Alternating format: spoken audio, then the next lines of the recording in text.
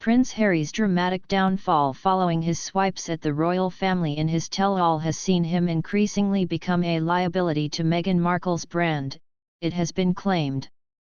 The Duke of Sussex released his bombshell book in January, which saw him take aim at the royal family as well as a number of individuals, including King Charles III, Prince William, Princess Kate and Queen Camilla Consort. Harry also sat down for a number of television interviews in the US and UK, repeating many of the claims included in the book. Meghan has kept a low profile since then and last year launched her own podcast series on Spotify, with rumours also swirling she could make a jump into US politics and possibly return to acting via the glitz of Hollywood. But one Washington-based royal commentator has sent a huge warning, telling Express.co.uk, "I suspect Meghan is very concerned about her declining brand."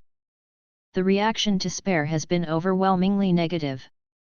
It is interesting Meghan has in no way tried to associate herself with Harry's memoir, Spare. She has been completely away from the public spotlight.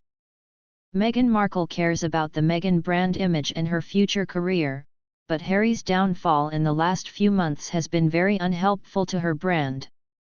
He has almost increasingly been a liability to her own brand.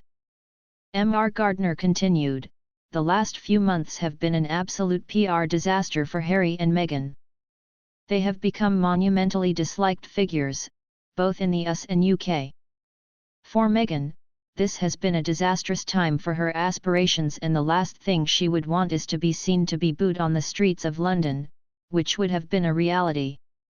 The royal commentator is referring to Meghan not attending the coronation of King Charles III in London on May 6, instead opting to remain at home at California with the couple's two young children, Prince Archie and Princess Lilibet. He believes if the Duchess of Sussex had attended, Meghan would have feared being booed by the British public, something that would prove to be immensely damaging to her brand. Mr. Gardner believes both Meghan and Harry's brands are in freefall, adding, "They both should not have been invited to the coronation in the first place." This decision has a great deal to do with the unpopularity of Meghan in the UK. More than anything, the fear of being booed by the public while attending the coronation would have been immensely damaging to her brand. "I suspect Meghan's spin doctors agonized over this decision for many weeks and decided this was too high risk in terms of negative British reaction. That is the key factor here." He added, "All of Harry and Meghan's brands are in free fall at a rapid pace. I'm sure they are acutely aware of that."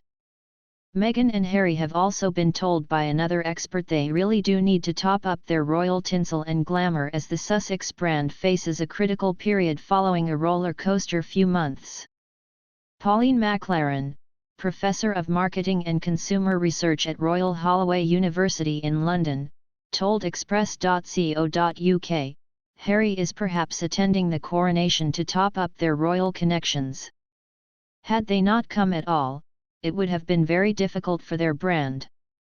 Their whole brand is based on them being royals, and although they have been criticizing the royals, they also still want to keep their royal titles, they want their children to have them, and they are not saying they want to finish with royalty. That being said, they are practically nothing without maintaining their royal connections. They cornered themselves into quite a difficult position, and this has been shown up through this coronation invite."